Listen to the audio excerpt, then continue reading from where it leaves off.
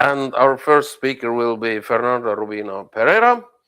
He's an email and CRM growth strategist, and he will talk about how to get the most out of your welcome journey, the probably the most profitable series in automation. Really?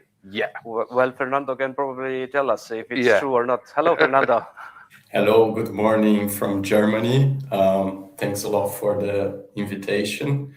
And I'll try to prove or show you some use cases how the welcome journey is so important for email or CRM strategy for your brand, for your service or product. All right. All right.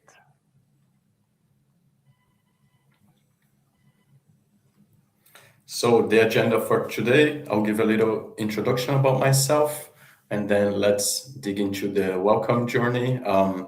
Quick intro about it.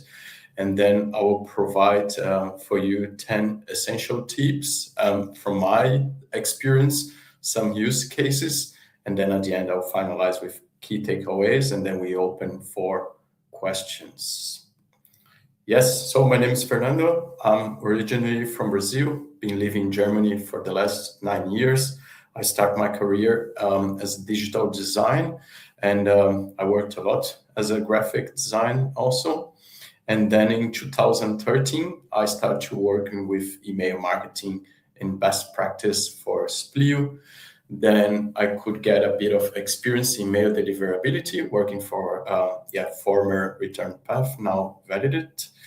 And then in 2017, I moved to the brand side, and my first project was the welcome journey for Trivago, and that's why this is something that I really like to talk, because it was my very first project for brand side. So Trivago could implement that in 2017 as the first one.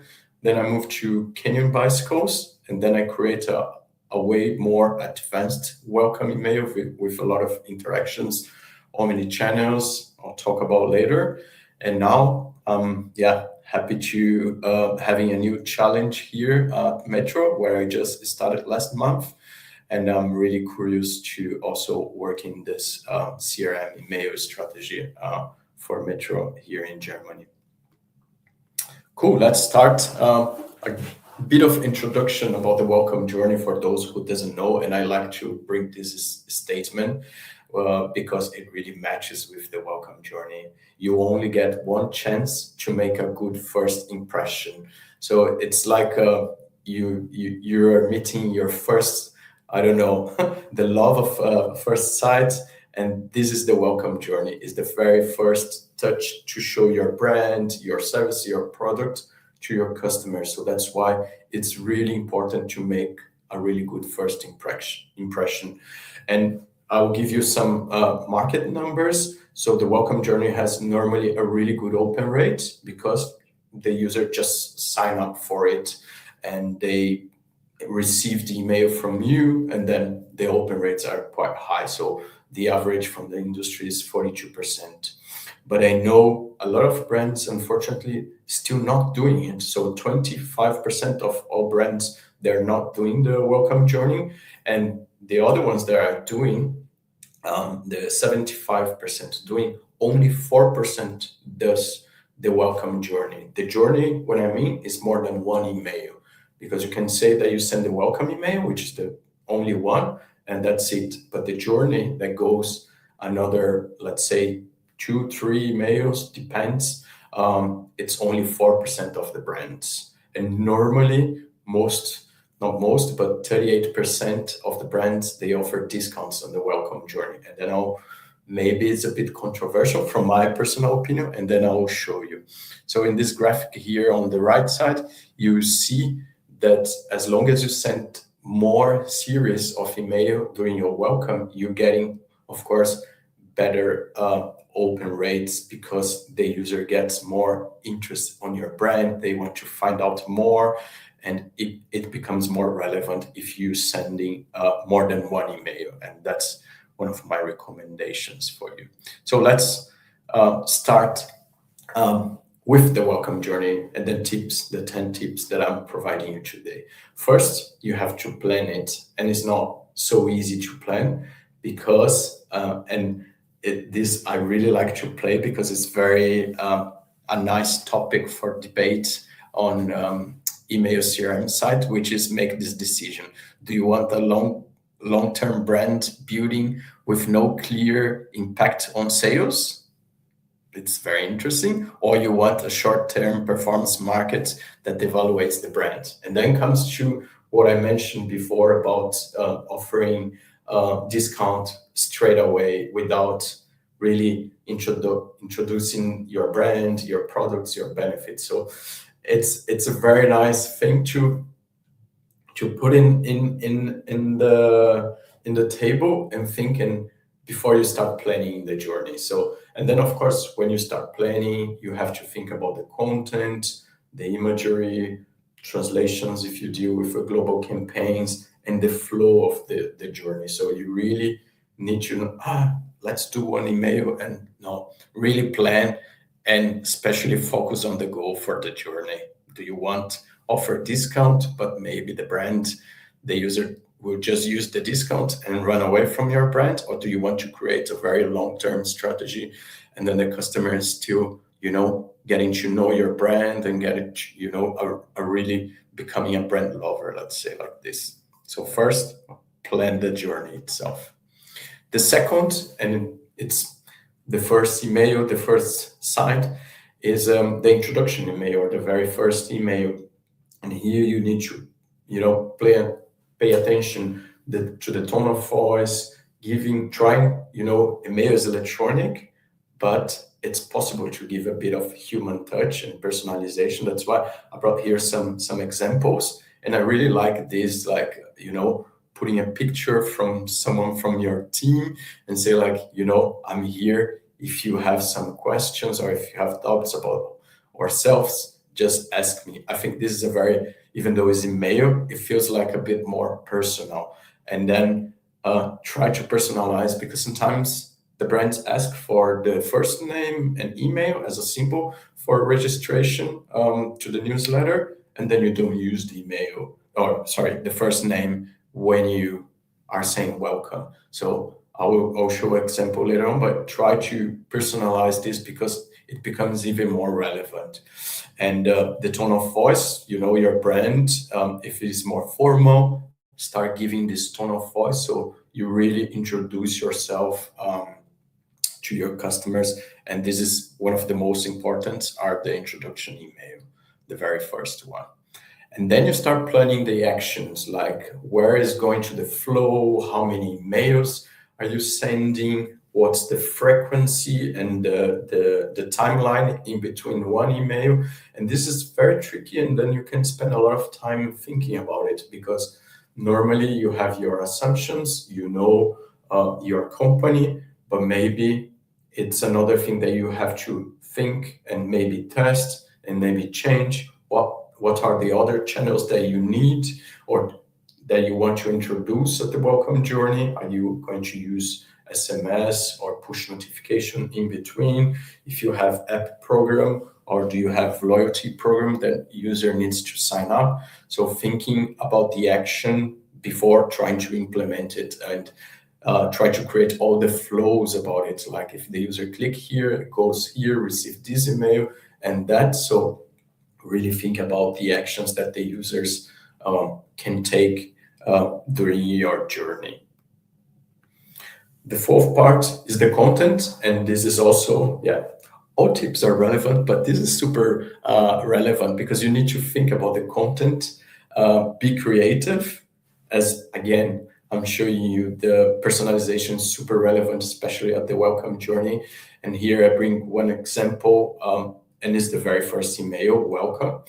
And then if you don't use any personalization, you're getting less open rate, because when you show the first name, it really gives Fernando here. This is a second example of the subject line. Fernando, welcome to the final league phase night. And this really proves that gives you 20% more open rate. So if you have this data, if you are asking for the first name, why you don't start using in the very first email that you're sending. It's just about to connect the data that you receive and use it straight away, because your KPI is going to be better, and also it gets more interested from the user.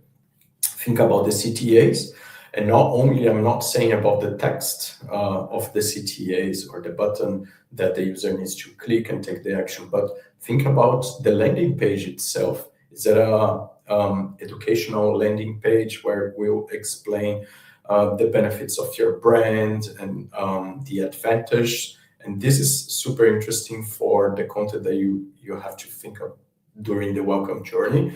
I bring this example here. It's in the footer, but it shows 3 of the highlights of one brand and then advantage. So the users start getting to know why they should purchase from you, from your brand, because you have this, and that as advantage. So really think about the content. Where are you placing the content?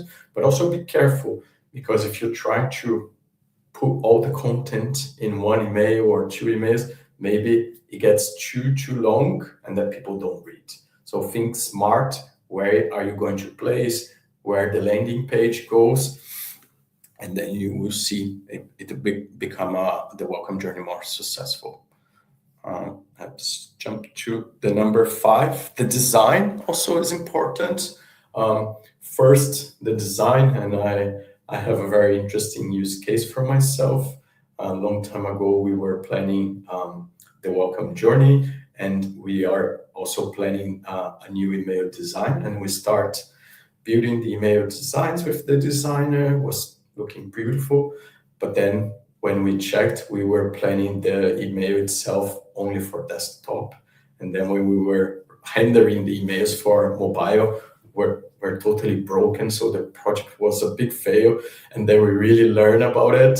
And then we decided, okay, first, before to the design, let's understand where most of our users are. So they are opening in Gmail, they are open on mobile, and then we did the homework before. So we understood that our users open in Gmail and open on mobile, and also a lot of dark mode. So we really started designing of the emails from those users, because they were the majority. Of course, we were thinking about the others, ESPs and mailbox providers, but we really, after this big mistake, we learned and we implemented design like focus in the majority of our users. So before you design crazy emails, beautiful design, think about the dark mode, this responsiveness for mobile, and also, if it's rendering good for the majority of your users. Moving on to the omni-channel, as I mentioned in the plan, really try to reach different channels. When we say welcome journey, people most think it's a series of emails, but not really, because you can start touching in the other channels, such as SMS, push notifications, you can reach WhatsApp, whatever channel is relevant for your brand. Think about it. If the user received the email but didn't interact, maybe send a push notification welcoming them to get to know your app or your brand for a link with SMS. Think not only about the email, but what are the other channels that you can use during the welcome journey. And then preferences. Preference also, it's a very interesting topic. And I brought this example from Spotify because I really like the way that they offer you the preference. If you different type of content, but not only content, also transactional emails and the recommendations. I think the welcome journey, when you ask for the preferences, you can really start tailoring the message to the customer when you start doing your campaign. So I think it's the right time to offer the preference and be active to asking them what are your preference, because normally most of the users register as a simple email, but then during the welcome journey, maybe you ask them, oh, could you fill it up your preference? Because then you start getting to know also better your customers, and it makes your email even better and more tailored message, at the end for your campaigns. Number 8 is the interaction. And then I brought this example from Zran, which I really like this welcome flow, even though they have like 6 emails and they were sending, I think, 1 email every 7 days.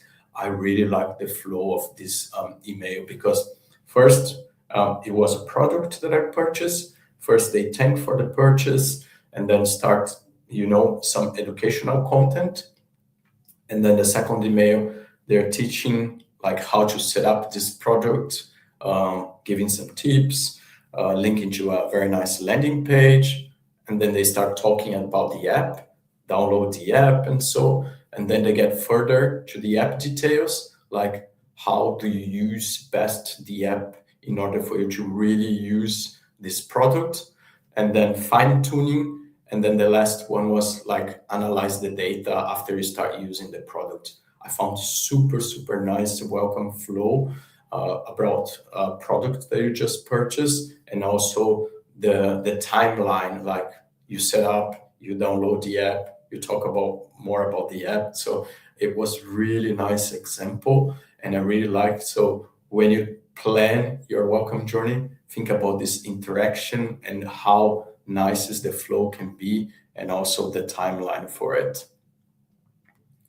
Cool. Number 9, A/B testing, and this is also a very interesting use case that I'm bringing from my former job, which we assume, it was kind of a long time ago. We assume that emojis bring us a better open rate because people see the emojis in the subject lines against the competitors and it's like, oh, that's a nice message.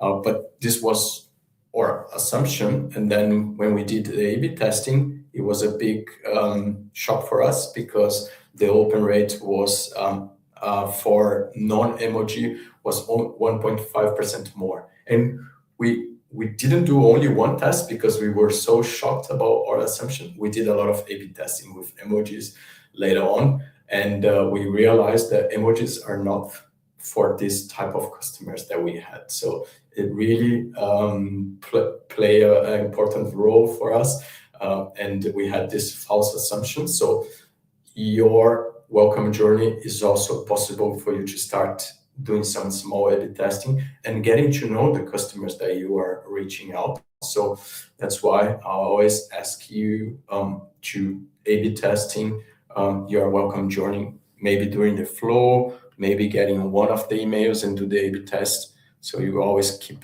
improving the content for your welcome journey. And this is just one example for subject line. You can do for images, for the tone of voice, for the CTAs, any A/B testing that you can take the advantage and get to know more the user that you're getting to your brand.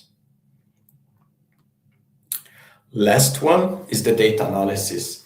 Most of the brands, they really build the welcome journey. They see that money is coming, but they don't really analyze the data, or they do, but not really carefully or not in a weekly basis, maybe.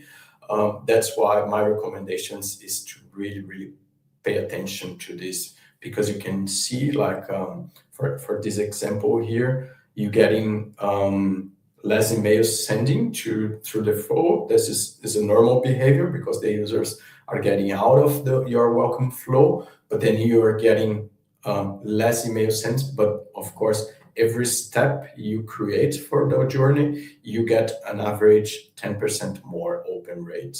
And this is really important also when you go back to this step 1, when you plan or the welcome journey. What's the goal for your welcome journey? And again, I bring the discussion about, are you offering a discount? And this is your goal, to make the first purchase by giving a discount and make a revenue out of it.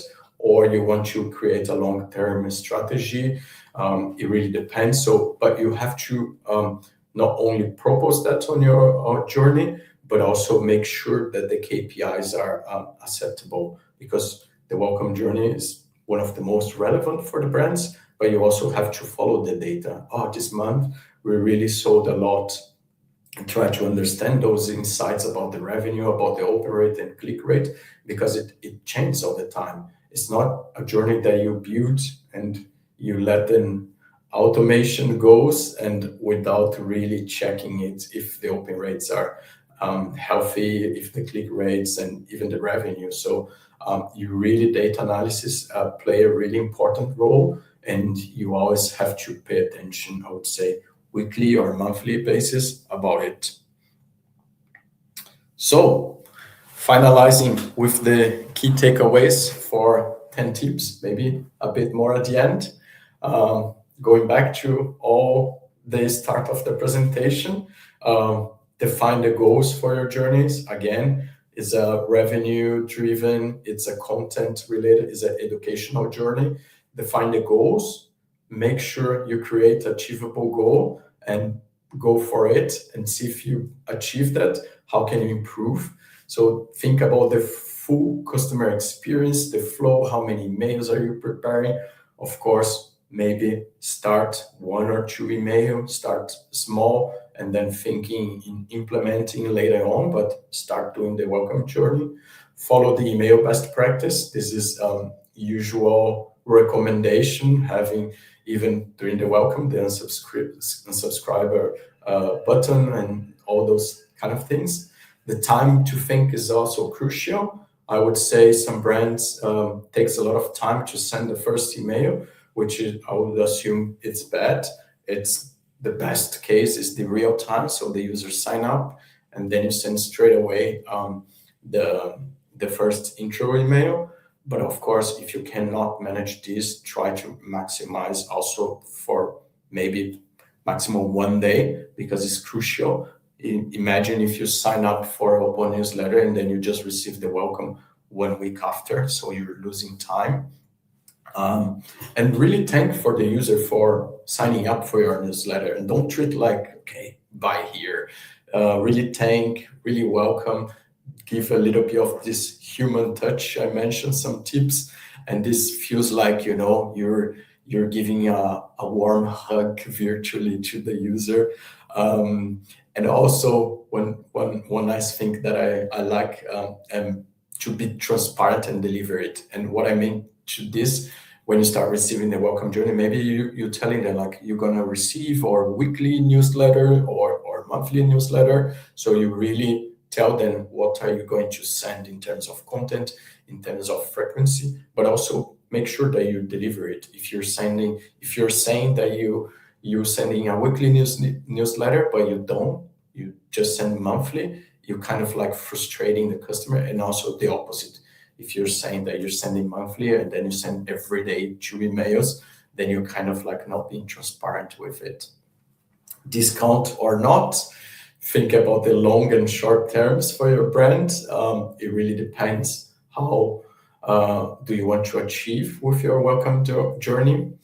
Think about a lot, as I mentioned, for the CTAs, where it's going to bring the customer, if it's purchasing, shopping, if it's reading, if it's a ebook or download something, a content.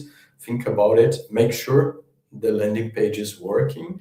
Of course, try to track also using the UTMs or whatever tracking system you have, because then you can measure the success of your journey. Ask the preference or implicit interactions. This you can also ask within the journey. If you don't have a preference center, as I mentioned, you can ask by the email, by clicking, do you want to receive sales email? Click here, and then you start getting to know the user, the preference, and of course, respect it. Think about the frequency of the welcome. Are you sending 1 email every 7 days or 1 email every 2-3 days? Think about the frequency in between the first email, second, third. Depends case by case, but think about it. Always test. I mean, you don't need to start testing from the first implementation, but maybe think already in a second step after you launch your welcome. What are your tests you're going to do? I don't know, subject line, not so relevant, but maybe color, maybe images. Always, yeah, following the data is king or queen, define the KPIs. It's really important to check this. It's not only implementing these and let the journey runs without really checking in a weekly or monthly basis, see the KPIs are coming or not. But yeah, just do it. Do the welcome. I'm sure you will not regret. Either you start simple with only one email or two emails, but your brand really needs that, because it's, yeah, as mentioned, one of the most important, let's say, journeys for customer relationship building. And yeah, really recommend you to do it. And yeah, that's pretty much it. I guess now we can open for questions. Here's my LinkedIn if you want to get in touch. And if you have questions, I'm up to it. Yes, thank you, Fernando, for sharing your experience. We have a few questions actually. Our customers frequently ask about the welcome email series. Is it marketing or transactional? How do you deal with this when you do your everyday tasks? I would say it starts with the transactional, because, for example, if you follow the GDPR, when you sign up, you have to send a transaction email to confirm this email. So this would, the very first, let's say, is the transactional. But after the transactional, then you go to the marketing, because the welcome, the introduction email, you start marketing your brand, right? You start talking about, the product, the sales. And then I would say, apart from this transactional first requirement, which is not mandatory in all the countries, but for example, GDPR is, and then you go marketing, and then it's a pure marketing. The welcome journey is pure marketing. Yeah, I thought you are in Germany right now, but Germany is Yes. strict about Yes. those privacy laws. So, Yes. but marketing overall is international. Yes. I could sign up from Estonia. Someone could sign up from Brazil. How do you deal with this? Do you know where your user is, or you just presume Yeah. that they are from Germany and that's it? It is a really good question, and I remember when we started implementing the GDPR was the question that we could not answer. So we went to legal and we asked them, should we follow the rules from Germany and apply to all the countries, even though, for example, in Brazil, was not mandatory to ask for the double opt-in?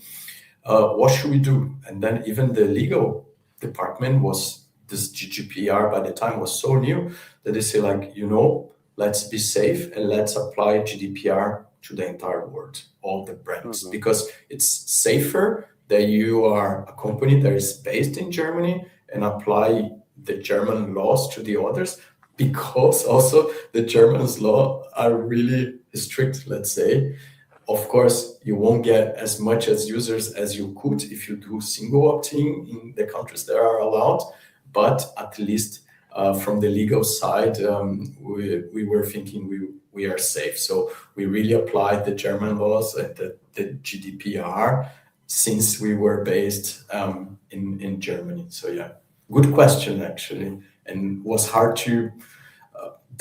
I don't think GDPR is still having this answer, but you really need to research about it, and I would recommend this. Yeah, and you will probably get also a better quality contacts after you apply GDPR, because less spam bots and stuff like that. Definitely, because we did run once, I think, a country that was not required. We tested. There was a country that was not required the double opt-in, and in order for us to grow the database, we managed the single opt-in, and we make a raffle. My God, we got a lot of users. Yes, it does work, but it was a lot of bad quality. And now the times of AI, a lot of bots and registrations that Yes. you have no idea where this email come from. So it's a bit of risk. And then if you add this to your global database, it can damage a lot your IP reputation. So yeah, be Mhm. careful. But GDPR also says that you can only ask for the data that you strictly need. Yes. So, Yes. but you need data for personalization and also Yes. for omni-channel marketing. So what benefits you give people in exchange Yeah. them giving your data so you can use it?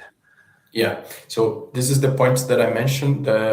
Be transparent with the customer. So Hmm.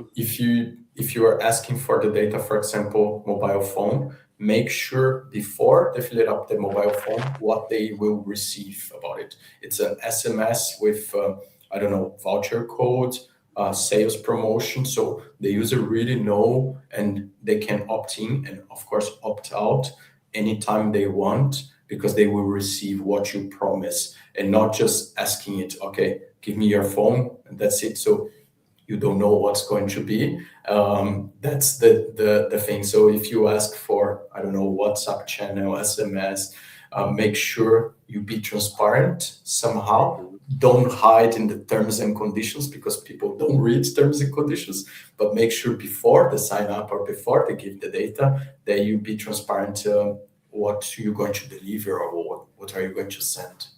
This is Yeah. relevant. Okay. Carolina from the audience asks, how do you deal with dark colors inversion in email clients like Gmail? The dark mode sometimes causes problems, especially Yes. in Apple devices. Do you have some like rough suggestions? What do you do, or Yes. how do you Yes. prevent the problems with? Super good question because we did have this problem when optimizing the email design and when we were doing the dark mode, especially with the logo, because by the time I was working for Canyon, the logo is black and white, and then when it gets to the dark mode, they change the black for white and the white for black, and this was really bugging our email in terms of design. So is not the best, but what we have done for logos, for example, social media icons, we create the white background instead of transparent PNG because the transparent PNG for Gmail app was causing problems like dark background and dark logo, so you wouldn't see anything. So what we have done as a to solve this also is not really the best design, but we create like a white background for the logos and then for example, social media icons, and then would display perfectly in Gmail. And yeah, the other part of fonts and text, luckily for Kenya was always black and white, so it would show perfectly on dark mode. If we use dark font, would show white in Gmail dark mode. So for this we were safe, but yeah, it's a lot of trouble. But I do recommend you to use one of those emails rendering programs. Mhm. Really test a lot before start sending, and make sure you also. I was always also not only testing those providers, but also on my mobile because sometimes it does look a little different, and then you can really pick, the little issues with the design, and so always test using those tools to help you find those issues. Yeah.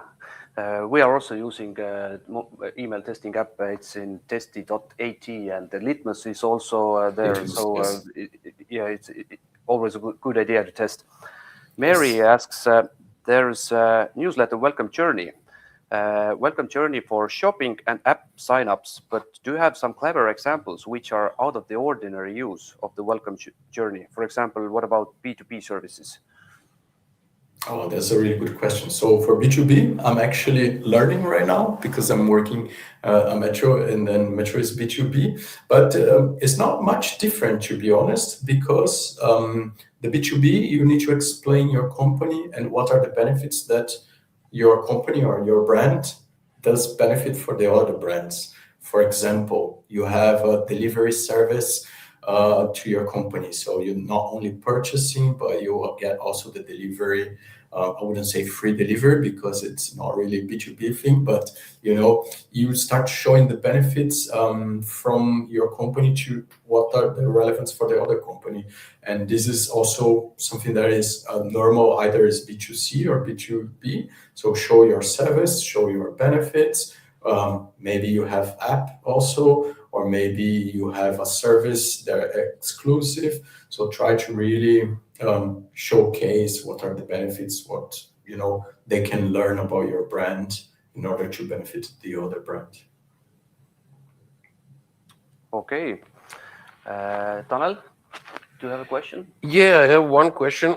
In the beginning, you mentioned that 38% of the clients or who is doing the welcome series are offering the discount. But what is like the most common thing? What if we are not talking about the discounts or some gimmicks? So what is the most common thing, or is it just like that? Yo, welcome, thank you that you subscribe to our newsletter, because you have done probably those like thousands, so and seen thousands. So what is the most common thing? What is the first letter saying? Yeah, I mean, my recommendation is really to give a warm welcome and talk about, thanks for signing up for our newsletter. We are this company. We do this. We are happy to having you. You're going to start receiving our newsletter about this topic. It's really like an introduction when you meet someone and then you start talking about yourself. It's really like this. It's like a personal introduction, and this is my recommendation. But some brands, they really want to make the welcome as a first purchasing. So that's it. So you get the lead, they sign up for a newsletter, and let's make the first purchase. That's why 38% gives you offer. And if you are a marketer or email marketer, you always do also your personal life. So I want to buy something from this brand. Let me sign up. So let's see if I receive a voucher or a coupon in the welcome, because as I say, most of the time you will receive the first purchase. And of course, most of the brands are doing it because their goal is convert this lead to make the first purchase. But maybe I make the first purchase and I don't purchase anymore because I lost the interest. I don't know what is this brand is doing apart from purchase what I needed. So that's why my recommendation is not really give as a first purchase, but try to explain your brand, the values, the mission for your brand.